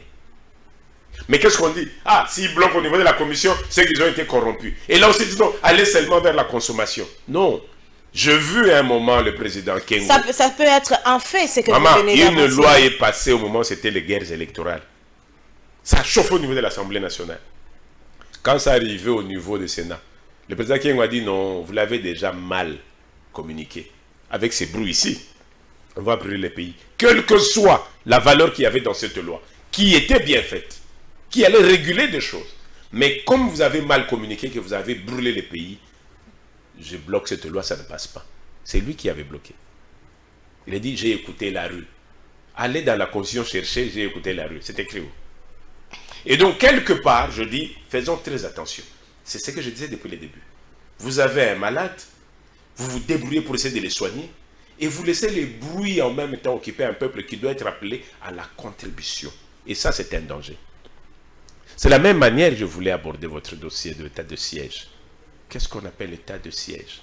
Pourquoi y a-t-il l'état de siège? Pourquoi il y a eu autant de campagnes? Est-ce que vous vous rappelez la campagne « Je suis béni ». Je suis béni. Moi, j'ai été pour Ebola. 6 mois d'opération. Je sais ce qu'ils subissent. Ces chefs coutumiers, je suis en contact avec eux tous les jours. Benimbao et consorts. Lubero. Quand les chefs fouillent qui me disent « Je suis en forêt ». Je suis. Ça bouscule. Mais les gens ne savent pas ce qui se passe. Ils veulent faire des campagnes de bruit à la télé. Non, il y a des fondamentaux. J'ai même vu le président d'Ensemble, Moïse Katumbi, Il dit, bon, moi j'ai été seulement saluer la population, je ne suis pas parti faire la politique. Sa Majesté, c'est bien beau la phrase de dire, je ne suis pas parti faire la politique. Mais quand vos états-majors, dans leurs commentaires, sont politiques, est-ce que vous êtes différents? Non. C'est pourquoi vous avez insisté sur la communication. Non, la communication. Et puis la loi de... Comment il s'appelle encore? Mbao Tchani, Noël Tchani. Mais la loi de Tchani, je l'avais encore commenté. J'ai dit attention, le problème ce n'est pas des pères et des mères. Le problème c'est qui est congolais et en quoi on est congolais. J'ai toujours rappelé, on est congolais par rapport au clan. On n'est pas congolais parce qu'on est né au Congo, parce que mon papa est né au Congo ou ma mère est née au Congo. Non, on est congolais par rapport au clan. Et il faut que tous ces paramètres soient redéfinis tels qu'on vous les a mis dans vos cartes d'électeurs. Donc pour vous, vous soutenez cette loi? La loi doit reprendre ces paramètres. Ce sont ces éléments-là. C'est là que je rapproche et à Mbao et à Tchani. Je dis, mais vous voulez parler des domaines qui sont des domaines coutumiers. Mbao qui parle de la dot. De la dot qui ne connaît même pas la coutume. Lui-même qui va parler de la nationalité sans comprendre quels sont les fondamentaux qui sont des clans. Et vous ne venez pas en consultation. Vous croyez que vos intelligences vous marquent. Non, vous êtes à côté. Ils doivent venir en consultation chez qui? Auprès des chefs coutumiers? C'est la loi 15/015 du 25 août 2015 où la constitution a dit que c'était clair. Seule l'autorité coutumière en a la compétence. Les gens veulent se croire des coutumiers. Ils sont coutumiers où? Tout le monde dit je connais la tradition. Vous en connaissez où? Parce que vous apprenez vos loges occidentales, orientales, extrêmes orientales. Vous dites ah chef à Pumbo. Mais est-ce que vous avez des preuves qui sont dans des loges, chef? C'est à démontrer. C'est à démontrer. Ils peuvent vous poursuivre en justice. Mais qu'ils aillent.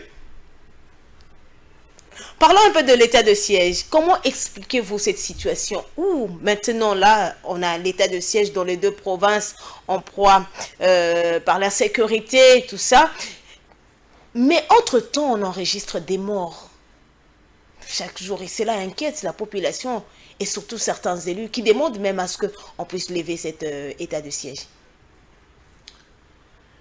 Ah, un jour, nous nous sommes retrouvés à Kinshasa. Il y a eu un certain général Kanyama qui a décidé de mettre fin aux colons à Kinshasa. Il les a pourchassés. Les droits de l'homme s'est levé. Non, je n'irai même pas là. Les colons ont tous fui à majorité en face à Brazzaville. Je vous rappelle la période. Hein? Ils ont tous fui en face à Brazzaville. Et à Brazzaville, les colons se sont permis d'attraper un monsieur et sa femme. Le monsieur était policier. Sa femme était enceinte. Il s'est levé tôt parce qu'il fallait aller à l'hôpital. La femme avait des douleurs. Il a croisé les colons. Nous nous rappelons de cet triste événement. Ils ont tué la femme. Ils ont éventré la femme. Ils ont sorti les deux jumeaux qu'on a laissés sur le dos, le ventre de la femme. On a tué les messieurs. Et le lendemain, Brazzaville s'est levé. Pas le gouvernement brazzavillois. La population voilà, a fait la chasse aux Quinois. La chasse. Même ceux qui étaient des paisibles citoyens congolais vivant à Brazzaville. Beaucoup ont péri dans des forêts. Beaucoup ont fui. Beaucoup ont traversé. D'autres ont tout perdu. Est-ce que ça vous dit quelque chose? Ne soyons pas amnésiques. Je dis c'est à peine que tout le monde commence à écrire partout. Tous les Bibakoulona Kinshasa. Non, ça ne va pas. Et quand le président décide de réveiller l'initiative de Mosé Kabila, l'initiative, le service national, on ramasse pour envoyer là-bas qu'ils aillent apprendre les métiers, des décisions d'État. Il ne faut pas se lever seulement le matin parce qu'on veut parler. Ah, mais pourquoi on touche au Koulouna? Vous voulez choses et son contraire à la fois. Oui, les droits de l'homme, c'est de s'assurer que ces gens-là ne vont pas être tués, qu'on ne va pas les massacrer. C'est ça l'accompagnement. Non, nous accompagnons, on se rend compte, ah non, on les remet à l'école. C'est ce que l'Europe fait. Il va même dans la jurisprudence. Pourquoi ici c'est toujours non? Si vous laissez faire, c'est type va avoir des points. Va avoir des points, il faut bloquer. Mais vous voulez quoi? Même un chef de l'État qui à peine doit commencer, dès le premier jour de son premier jour de mandat, vous les bloquez. Il va travailler quand? Je crois qu'on doit redevenir conscient et comprendre dans quoi nous sommes. Ce qui se passe, il faut aller vivre en Ituri. Il faut aller à Mongoual et dire non, tous les matins je fais ceci. L'Est, c'était le plus grand coin du tourisme congolais. Qui y va encore? Descendez à Goma, dites non, je vais faire le pied, je vais à Rutshuru, vas-y. Allez à Beni, vous descendez de l'aéroport où se trouve la MONUSCO pour atteindre la ville de Beni. Je crois que c'est une histoire de 5-6 km. Tout le monde est en position. On peut vous attaquer à tout endroit. Vous descendez dans Beni, 18 heures, il faut être dans son hôtel. Faire très attention dans ce coin. Cette population ne vit pas. Kinshasa, on veut parler parce qu'aujourd'hui vous respirez. Ça peut péter à tout moment ici. Qu'est-ce qu'on cherche? Je pense qu'à un certain moment, il y a la prise de conscience. C'est là où je dis que le chef de l'État doit communiquer. Il doit communiquer. Donc, quand je vois... On doit accentuer la communication. Mais dites-moi, quand je vois, vous, des médias, quand je vois un conflit entre les chefs et ses épouses, mais que vous allez prendre des images d'une femme qui avait été embarquée de force à Ndjili pour coller dans les maman, moi c'est un chef de l'État. Et ça, ce sont les Congolais qui font ça. Non, pourquoi vous copiez des histoires comme ça? Je n'ai pas voulu réagir. Parce que là, vous m'avez montré la chef de l'État. Non, c'est triste. Une image qui n'a rien à voir, vous les collez. Voilà comment on a pris cette femme. Tiens, c'est mon chef de l'État. Et ça fait débat. Et ça dans fait tous les débat, sens. dans tous les sens. Tina Kaya, chef et de l'État. lorsqu'on doit parler développement de la RDC, même dans les cas du chef de l'État, c'est des bandades générales. Alors qu'on sait bien que c'est des copies-collées. On veut amener le peuple dans quelle dimension? On dit non, il y a eu échafourage en Ndjili. Vous n'avez pas des images. Restez calme. N'allez pas prendre une vieille vidéo. Ah, alors qu'il y a un accident il y a 10 ans qui s'est passé à Mongafula. Et donc, non, à un certain moment, on dit, quand les pays brûlent, Mao Tse-tung a fini par retrousser les manches, dit tout le monde rentre au village. Le maréchal a fini par retrousser ses manches pour dire, Suko Bogoyo Kangai. Mouzé Kabila a fini par dire, prenez-moi tout ce monde-là, allez, en prison. Joseph Kabila a été tendre. Le temps qu'il a voulu réagir, ça l'a rattrapé. Au président du Tshisekedi décide, c'est de prendre à temps. Tard, il le fera. Moi, il s'en sortira. Sa Majesté Voilà. Fumudifima, aujourd'hui, il y a des voix qui s'élèvent pour dire que pour que la République démocratique du Congo soit vraiment redressée et un pays à la hauteur de ses richesses, il faudrait que le président Tshisekedi se comporte en démocrate, donc une démocratie avec une petite dose de dictature. Est-ce que vous êtes d'avis? Est-ce que vous définissez seulement la démocratie? C'est quoi la démocratie? La démocratie, c'est un chef de l'État égyptien qui est élu. Je parle de l'Égypte. Hein. Il est élu. Tout le monde l'acclame. Une année après, on lui fait un coup d'État populaire dans la ville. Et les nations internationales acclament pour dire on prend acte. C'est aussi de la démocratie. Vous voulez parler de quelle démocratie? Je dis, la démocratie ne s'applique que quand elle est assise sur votre culture. Si dans la culture, l'enfant sait que je dois respect à mon père, je dois respect à ma grande sœur, qui est ma mère, je dois répondre à mon frère, qui est mon père. Quand vous lui appliquez cette démocratie, en se référant à sa culture, il dit « Amen, je m'incline ». Mais quand vous effacez la culture, que vous importez 3 cultures, je vais vous parler de 3 cultures démocratiques. En quelques minutes. En quelques minutes. Oui. La culture chrétienne romaine accepte qu'un prêtre ne puisse pas se marier. Et quand il découvre des failles, il dit pardonnez-le. Et les gens oublient. C'est une culture. La culture européenne voudrait que l'homme puisse accepter que sa femme est allée voir son amant. Ça, c'est la culture américaine. Européenne. Européenne, voilà. C'est presque l'américaine. Et on dit, bon, écoutez, mon homme est avec sa maîtresse. C'est aussi leur culture. La culture arabe voudrait que l'homme soit autorisé jusqu'à 4 femmes, sauf s'il a des fonctions un peu supérieures, on peut voir. Mais en disant, il doit d'abord mettre les femmes ensemble pour qu'ils s'acceptent. C'est aussi une culture. Dans la culture africaine, il n'y a ni amant, ni maîtresse. Il y a la femme, qu'on appelle la maman. Et toute femme qui vient après la première maman, il dit c'est mon yaya. Et ça s'arrêtait là.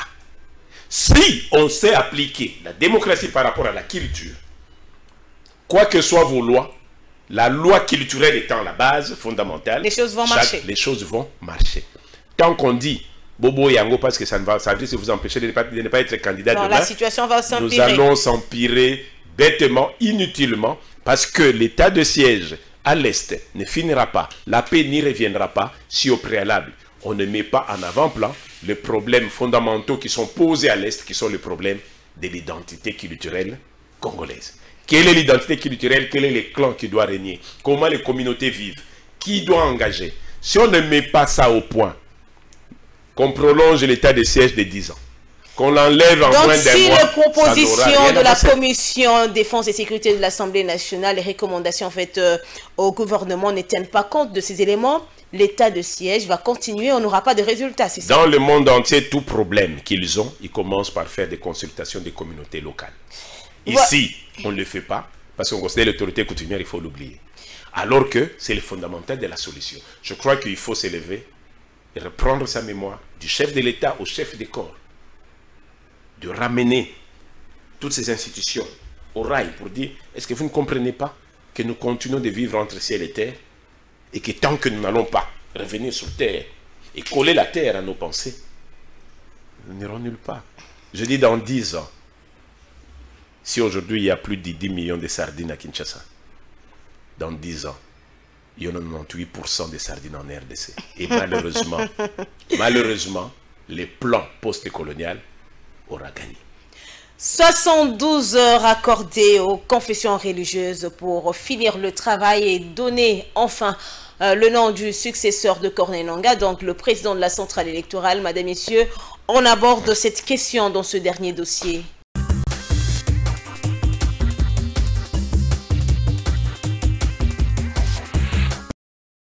Nous avions reporté la marche du 29 septembre, non pas parce qu'on nous a imposé cela, non, je dis que c'est une volonté délibérée, c'est une décision autonome de leader de la Mouka, et c'est ce que nous avions fait. On a évité le bain de sang à notre peuple, parce que les informations en tant qu'acteurs politiques, nous avions toutes les informations, et on ne voulait pas aller jusqu'à exposer notre peuple, et on a préféré éviter cela. Nous nous sommes convenus de prendre un communiqué conjoint dans lequel toutes les parties vont signer. Voilà pourquoi il y a eu les représentants du gouverneur ou du gouvernorat, M. Tengelito, qui a signé. Il y a eu le cachet du commissaire principal de la police, M. Kassongo, et les représentants de la Mouka, nous avions signé pour nous mettre d'accord autour de le meeting du 9 octobre prochain. Ça, je profite pour appeler déjà notre peuple à se mobiliser. Dès aujourd'hui, nous devons nous mobiliser, nous préparer pour que ces terrains-là, Sainte-Thérèse, refoulent du monde. Nous serons là le 9, nous allons entendre nos leaders, puisque ça faisait très longtemps que les leaders étaient en face du peuple. Mais le 16, les 16 cette fois-là, nous allons démontrer, puisque la crainte de l'union dite sacrée, c'est de voir la Mouka pour qui il donnait déjà disparu, la Mouka était morte comme plateforme, mais nous allons démontrer que la Mouka existe et la Mouka garde sa capacité mobilisatrice, la Mouka garde encore tout le peuple avec elle, et nous allons le démontrer les 16 avec un message précis, puisque le plus important pour nous en tant que la Mouka, ce n'est pas de créer toujours de bras de fer avec la police. Si nous le faisons, ce n'est pas parce que nous souhaitons, nous voulons ça. Eu égard à la loi organique de la CENI, il revient à la société civile, confession religieuse, qui tarde encore et retarde le processus de désigner ses délégués conformément à sa charte. Nous leur avons accordé à dater de ces jours un délai supplémentaire ultime de 72 heures à dater de ce vendredi 1er octobre 2021 pour leur permettre de renforcer la cohésion et une solution à cette question. Sur l'opposition, il pèse l'obligation légale de déposer les procès-verbaux et dossiers relatifs à la désignation de ces délégués. Cela est devenu plus qu'une urgence. En effet, pour la tenue des élections en 2023, l'Assemblée nationale est appelée impérativement à entériner tous les membres de la CENI au courant de ces mois.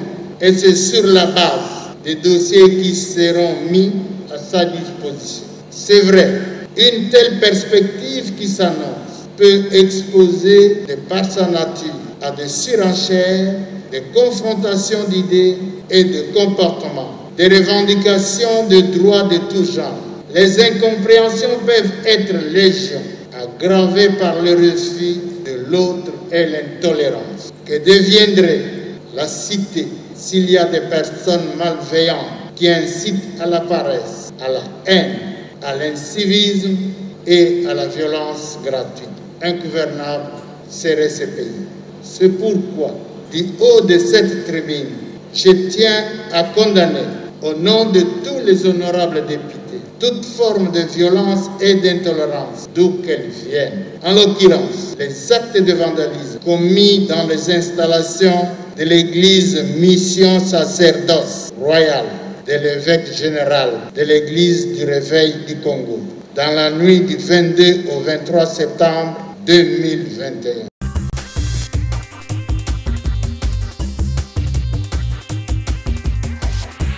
« 72 heures accordées aux confessions religieuses pour finir le processus de désignation du président de la Commission électorale nationale indépendante, Sa Majesté Fumudi Fima. Est-ce que vous estimez que dans les 72 heures qui courent déjà depuis ce vendredi, on saura enfin le président de la CENI? Vous savez, quand on fait des choses toujours avec l'à peu près, c'est la conséquence. À chaque fois qu'il y a échauffouré à l'Assemblée nationale, on dit on va se référer à la sagesse du Sénat.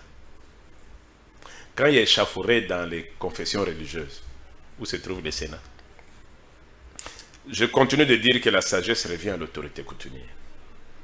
À l'autorité coutumière? Oui. Et je vais vous donner deux cas. Ben, nous avions connu en 1900 avec 90, la conférence nationale souveraine.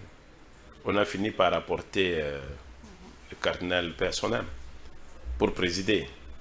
On sait ce que ça a donné. Nous sommes allés avec la relance avec le président Malumalu. Malumalu était catholique. On parlait de la société civile. On voulait quelqu'un qui ait de la capacité. Mais quand on a pris un catholique en disant non, on croit en lui, les mêmes catholiques ont dit non, non, non, nous on ne croit pas en lui. Et pourtant, un abbé catholique. Mais qui a été renié par les catholiques. Avec une large expérience, renié. Nous avions connu des turbulences qui ont amené Ngoï Mulunda, parce que là on a dit non, plus de confessions religieuses, les partis politiques doivent choisir. Non, les politiques doivent choisir. Voilà. Et les PPRD a choisi Ngoï Mulunda, qui venait de la confession religieuse protestante. On a vu des réclamations. Il sait comment il a fini. Malumalu est revenu. Un catholique. Quand il revient, les mêmes catholiques disent non, pas lui non plus. On connaît la fin. Nanga, qui n'était pas protestant, a fini par aller se faire une couverture protestante pour venir. Parce que déjà, de là, il savait qu'il allait être rejeté. Vous voyez déjà là où ça perd même sa quintessence. Nous avions vu Ronsard Malonda, oui. Et n'oubliez pas que Nanga était exécutif technique pendant Ngoï Mulunda, pendant Malumalu. Et on l'a récupéré. Mais il y a eu des problèmes. Ronsard était technique pendant Nanga. Et formé avec des fonds de la République. Ronsard est du Congo central. Et tout le monde a dit Congo central cette fois-ci. Mais qu'est-ce que les confessions, les catholiques ont dit? Non, nous on n'en veut pas parce que... Les catholiques et les CC, la coalition catholique Senko et CC. Mais à quel moment le chef de l'État s'est senti mal? C'est quand les kimbanguistes ont dit non, il n'est pas notre candidat. Et les catholiques ont sauté sur ça, directement. Vous voyez, même les kimbanguistes ont dit qu'ils ne le reconnaissent pas. Alors pourquoi vous voulez que le président puisse signer quelqu'un qui finalement n'est pas soutenu par une confession religieuse? Et les combles, oui, le Congo central a perdu. Alors que le Congo central tient à gérer la CENI. On a eu autant de candidats à Congo dans tout ce qui est pilule là. Mais vient finalement une loi qui vient d'eux-mêmes. Et je vois encore la déclaration de l'abbé Chollet. Non, cette fois-ci on s'est entendu, tout le monde peut prendre n'importe quelle église, que vous soyez de cette confession ou pas. Pourvu que cette église vous porte. Porte votre candidature. Pourvu que l'église, la confession religieuse, porte la candidature. Mais quand les Kimbanguistes, je porte Kadima. C'est encore un problème. Qu'il soit Kimbanguiste ou pas, vous aviez dit, quelle que soit la confession de la personne, qu'il y ait une confession qui puisse porter. Donc, l'argument n'est plus. Maintenant, de là dire non, on sent des accointances politiques. Bon, quand vous avez fait vos textes là, qu'est-ce qu'on voulait? Et ici, j'aimerais coller à la marche de la Mouka. Parce que quand on dit la Mouka, on voit Fayoulou. Oui, on voit Fayoulou. La dépolitisation. J'ai dit on voit Fayoulou.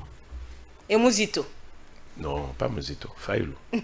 Mouzito a une force. Hein. S'il veut se déclarer, il va se déclarer. Là, il accompagne Fayoulou. Il ne faut pas qu'on se les leurre, c'est clair, c'est visible. Mais ce qui est étonnant, c'est que l'action catholique est combinée avec la Mouka, donc avec Fayoulou. Et pendant les élections, l'église catholique est restée derrière Fayoulou. C'est pendant les élections de 2018. Il a revendiqué Fayoulou. Et tout le monde savait que Fayoulou était le candidat catholique. Mais quand Fachi passe, quand il va à sa première prière, qu'on retrouve Fayoulou et Tshisekedi, de quelle église? La même église. Comment ça s'appelle encore? La résurrection, si je ne me trompe pas. Ça a un nom là. Philadelphie, voilà. Philadelphie, voilà. Et tout le monde sursaute. Oh, on est en train de bénir le nouveau président par Philadelphie et on dit Fayoulou bout d'à côté parce que lui aussi de cette église-là.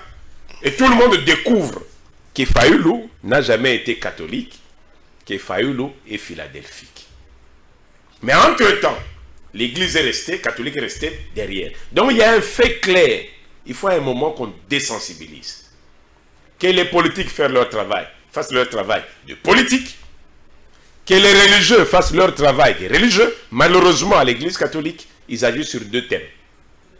La confession qui lui permet d'évangéliser et les droits canons qui lui permet de politiser. Finalement, alors, on doit aujourd'hui remettre l'organisation des élections au ministère de l'Intérieur? Non, je pense qu'il faut revoir cette loi et se dire quand les confessions sont bouclées. Parce que hier, lorsque ça n'allait pas entre le politicien, il courait vers l'église pour retrouver la paix. Mais aujourd'hui, finalement, ça ne marche pas. Mais quand on se rend compte que l'église lui-même est impliquée, voilà. Je dis, quelle est la dernière solution? Mais quelle est la dernière solution? L'arbre à parade n'a jamais eu deux chemins. Le chef coutumier? C'est le chef coutumier. Ah, vous demandez à ce que toutes ces parties prenantes viennent vers vous? Non, non. Les vins étirés, ils ont déjà fini avec Kadima, qui continue. Mais qu'ils revoient la loi après. Et qu'on sache, quand les églises ne vont plus, quand n'importe quel pasteur commence à monter sur le ventre des femmes, quand n'importe qui met sa main sur le dos de qui il veut, qui est l'organe de répression? Qui est l'organe qui peut vous dire que telle église fonctionne bien, telle ne fonctionne pas? C'est la coutume. Il s'agit de la domaine métaphysique des cultures. Or, la culture congolaise est coutume. Est-ce qu'on va remettre la coutume à sa place? Est-ce que de votre côté, vous envisagez commencer à mener des actions dans ce sens? Nous avions une loi, il faut seulement faire appliquer cette loi. C'est pourquoi nous voulions un ministre des Affaires coutumières coutumier. Et à un moment, vous avez vu Sa Majesté Mfumu Difima réclamer le ministère de la coutume. Nous l'avions réclamé, je pousse depuis, je dis il faut un coutumier. Ou, s'il faut un ministre qui ne soit pas coutumier, mais qu'il soit comme un civil au ministère de la Défense. Il commence par s'imprégner de la défense, il n'invente pas les militaires. Et pourquoi vous exigez cela? Je dis un ministre civil qui est engagé ministre de la Défense nationale. Il commence par aller apprendre c'est quoi les rayons militaires, c'est quoi la notion militaire. Un ministre civil qui vient dans les domaines coutumiers et qui veut inventer la coutume, ça retarde la coutume. Et qui, tant que la coutume sera retardée, la République sera sans ouverture. Sa Majesté Mfumu Difima, nous sommes pratiquement à la fin de ce grand rendez-vous qui a eu le plaisir de vous recevoir. Mais permettez-moi de revenir en arrière avec cette question relative au RAM. Aujourd'hui, certaines personnes veulent que le RAM soit supprimé, mais de l'autre côté, nous avons les étudiants qui haussent le temps pour dire que nous allons descendre dans la rue si le RAM est supprimé. Si le président de la République considère que c'est une taxe qui profite à la République, il est le dernier qui décide. Article 69 de la Constitution. Et s'il considère que c'est quelque chose qu'il peut réaménager, il n'a qu'à rappeler ses dossiers chez lui. Ça quitte l'Assemblée, ça revient chez lui, parce que c'est lui le dernier décideur. Il faut qu'il évite tout simplement la récréation politique autour des sujets sensibles. Un mot sur cette affaire IGF. On a vu le ministre de Sport qui avait détourné après, qui a remis de l'argent. Et cette fois-ci encore, on a le ministre de l'Agriculture qui est également presque dans le même cas. Finalement, on va dire que le pays est géré par des détourneurs en cravate. Des voleurs qui sont en cravate. Il faut des textes. Il faut des textes dans ce pays. Pas d'à peu près. Des textes? Des textes qui doivent régir la République, qui mettent les choses au clair, qui mettent les choses au point. J'ai vu un ministre être vilipendé à l'Assemblée nationale parce qu'il a changé des rubriques. Ah, il a volé 10 millions. Et quand il est venu, il dit non, non, non, je n'ai pas volé, mais il était urgent, j'ai seulement dévié l'usage vers tel objectif qui était urgent. On dit oui, mais il n'y avait pas de texte. Donc vous avez, comment on a dit, détourné. Or, vous, à l'entrée, vous dites, on ne veut pas dire voler, on dit détourner. Oui. Non, il n'a pas volé. Il a détourné l'orientation vers le même consommateur. Mais malheureusement, c'est des lignes non. Mais parfois, ça ne va pas vers le même consommateur, non, ça va dans des poches. Je n'ai pris que cette image. Okay. Je dis, il faut qu'à chaque fois qu'on trouve des failles, que les textes puissent s'ajuster par rapport aux failles. Nous ne résolvons pas des textes par rapport aux failles. Les mêmes failles reviennent. Et chacun les prononce selon demi-plein ou demi-vide. Et donc, c'est ça. Sa Majesté Fumu Difima, c'est la fin. Vous avez oublié de dire quelque chose. Que le chef de l'État, qui est la première autorité coutumière de la République, puisse trouver ici nos civilités coutumières et notre considération, notre accompagnement. Mais qu'il ne puisse ne pas non plus oublier qu'il est la première institution de la République telle qu'elle est définie la Constitution. Et à ce titre, la coutume est une loi. Est une obligation qu'il puisse en faire usage, puisque le loi les lui autorise, et inviter toutes les institutions à en faire usage. Nous sommes dans les mêmes soucis, nous voulons une république forte. Mais une république sans sa coutume ne sera jamais forte, sinon ce n'est qu'une prolongation de la domination depuis les époques coloniales. Voilà. Sa Majesté Fumu Difima, je rappelle, il est président du Conseil supérieur de l'autorité traditionnelle et coutumière. Merci d'être passé dans Info 7. Que les traits les ancêtres vous accompagnent, qui vous donnent encore beaucoup d'intelligence et de sagesse. Parce que chez nous, on dit c'est la femme qui crée le monde. Merci, voilà. Madame, Messieurs, merci de votre attention, votre participation. Et surtout, n'hésitez pas de nous envoyer vos suggestions, vos questions également, qui sont toujours les bienvenues. C'est le temps, nous le disons toujours, Info 7, c'est l'émission de Congo Web Télévision. Info 7, c'est votre émission. Info 7, c'est notre émission. Restez fidèles, on se retrouve à la prochaine pour un autre numéro. Au revoir.